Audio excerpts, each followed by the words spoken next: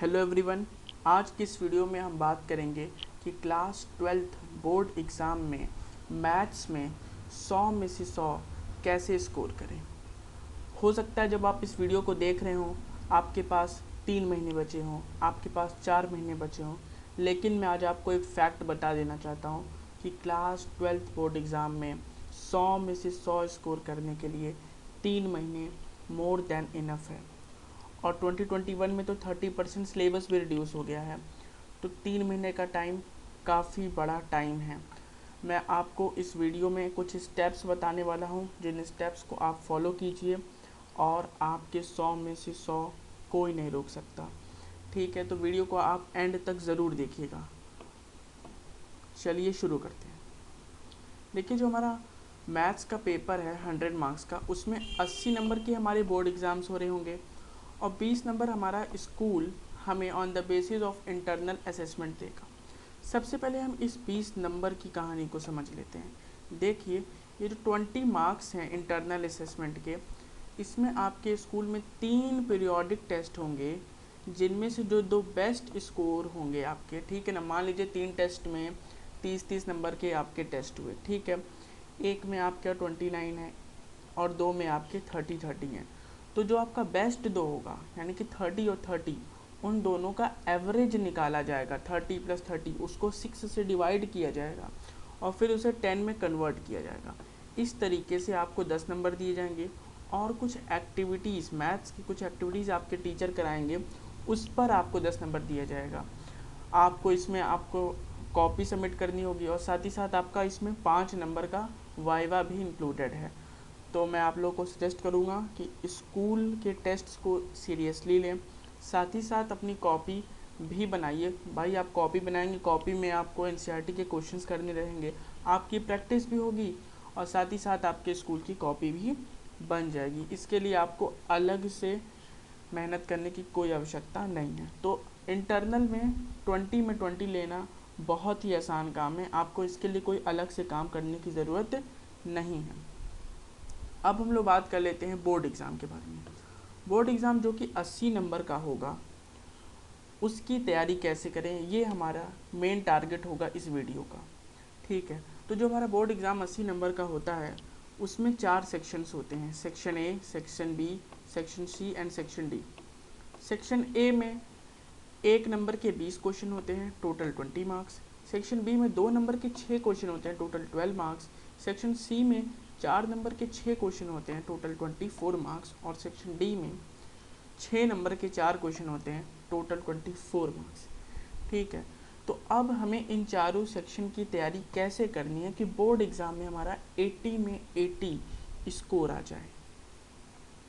तो देखिए, सबसे पहले हम लोग बात करेंगे बुक्स के बारे में। बहुत से स्टूडेंट्स ये कंफ्यूज रहते हैं कि हम कौन सी बुक पढ़ें। तो मैं सबसे पहले आपको ले जाना चाहूँगा, सीबीएसई ने जो सिलेबस निकाला है उसमें उन्होंने प्रिस्क्राइब्ड बुक्स में क्या कहा है। देखिए, ये मैंने सिलेबस की स्क्रीनशॉट लगाई है सीबीएसई के साइट से निकाल करके। देखिए, सीबीएसई कह रही है कि आपको मैथ्स की पार्ट 1 और पार्ट 2 एनसीईआरटी की पढ़नी है, और सीबीएसई कह रही है कि आपको एनसीईआरटी की मैथमेटिक्स एग्जाम्पलर प्रॉब्लम की एक बुक आती है, वो पढ़नी है। अब ये जो एग्जाम्पलर प्रॉब्लम वाली बुक है, ये अब पब्लिश नहीं होती है, इसकी पीडीएफ आपको ऑनलाइन अवेलेबल मिल जाएगी। मैं इसका लिंक आपको डिस्क्रिप्शन बॉक्स में दे दूँगा, ठीक है। और ये साथ ही साथ लैब मैनुअल क्या है, लैब मैनुअल से वही इंटरनल असेसमेंट में जो आपको 10 नंबर मिलेंगे on the basis of mathematics की एक्टिविटीज़ जो आपकी होंगी, इसके लिए ये लैब मैनुअल है। और ये आपके टीचर्स बताएंगे कब ख़रीदना है स्कूल के, तो आप ख़रीद लीजिएगा। लेकिन मैं आपको तो सबसे पहले जो बुक्स ख़रीदनी है वो है एनसीईआरटी की बुक। ये वाली बुक आपको मिलेगी नहीं, इसका मैं लिंक डिस्क्रिप्शन में दे दूँगा, आप इसे डाउनलोड कर लीजिएगा, ठीक है। अब एनसीईआरटी एग्जाम्पलर की जो बुक है, आप में से बहुत सारे बच्चे नहीं जानते होंगे कि एनसीईआरटी की एग्जाम्पलर की बुक होती कैसे है। तो मैंने कुछ स्क्रीनशॉट उसके लगाए। जैसे मान लीजिए मैंने एक पर्टिकुलर चैप्टर उठाया है, इन्वर्स ट्रिग्नोमेट्रिक फंक्शन, तो इस बुक में पहले पूरा कॉन्सेप्ट समझा दिया जाता है।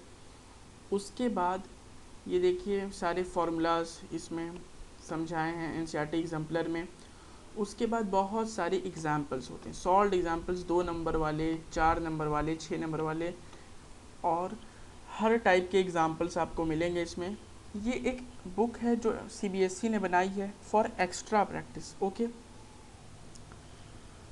बट जो सबसे मोस्ट इम्पॉर्टेंट क्वालिटी है इस बुक की वो ये कि जो 20 नंबर के आपके क्वेश्चन होंगे, जिसमें 10 ऑब्जेक्टिव होंगे, 5 फिल इन द ब्लैंक्स होंगे और 5 वन मार्कर होंगे, तो जो 10 हमारे ऑब्जेक्टिव क्वेश्चंस होंगे उसकी प्रैक्टिस हम NCERT एग्जाम्पलर बुक से अच्छी तरीके से कर सकते हैं, क्योंकि NCERT एग्जाम्पलर बुक में ऑब्जेक्टिव क्वेश्चन एग्जाम्पल के फॉर्म में भी दिया हुआ है, साथ ही साथ देखिए यहाँ पे अनसॉल्व्ड ऑब्जेक्टिव टाइप क्वेश्चंस भी NCERT एग्जाम्पलर में अवेलेबल हैं।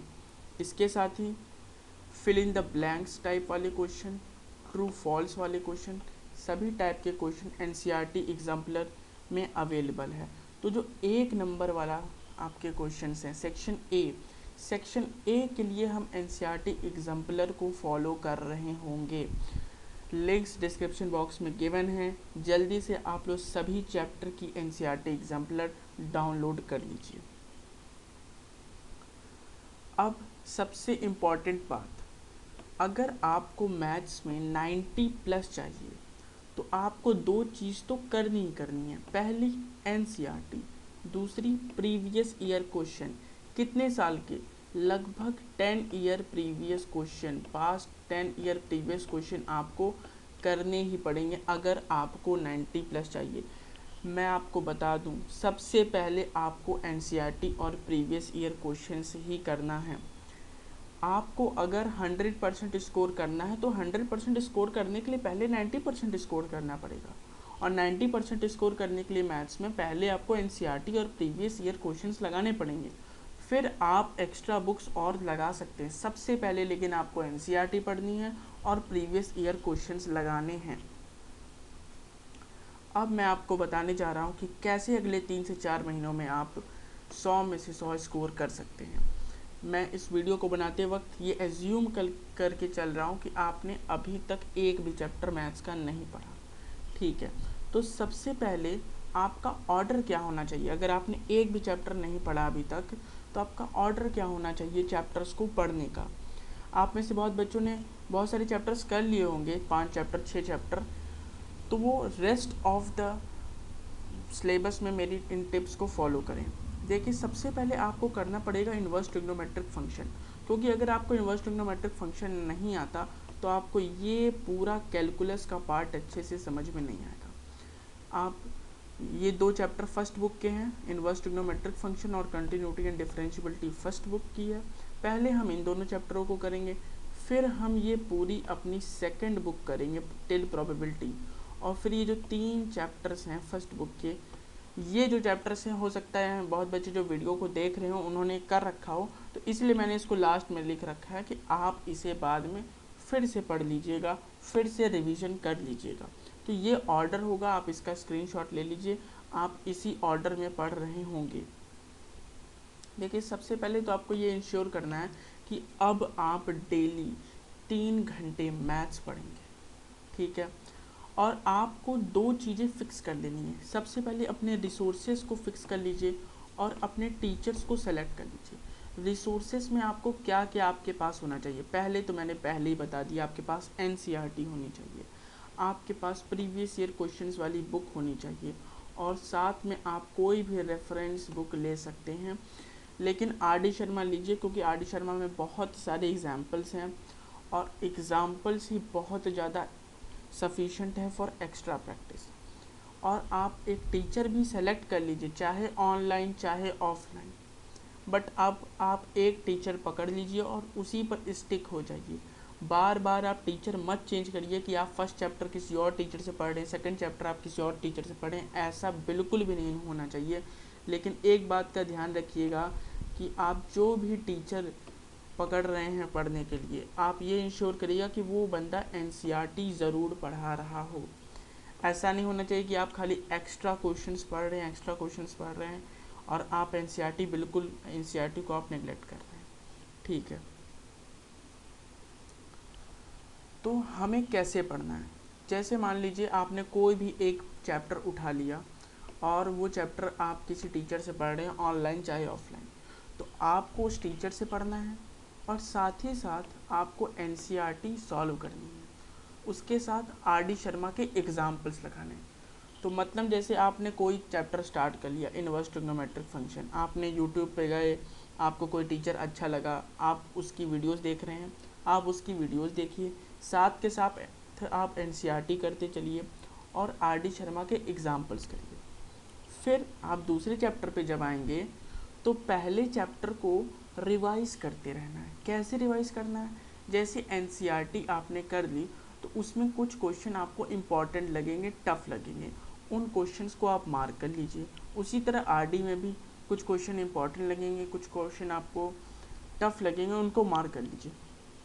उनको आप रिवाइज करते रहिए जब आप नेक्स्ट चैप्टर पढ़ें तब भी।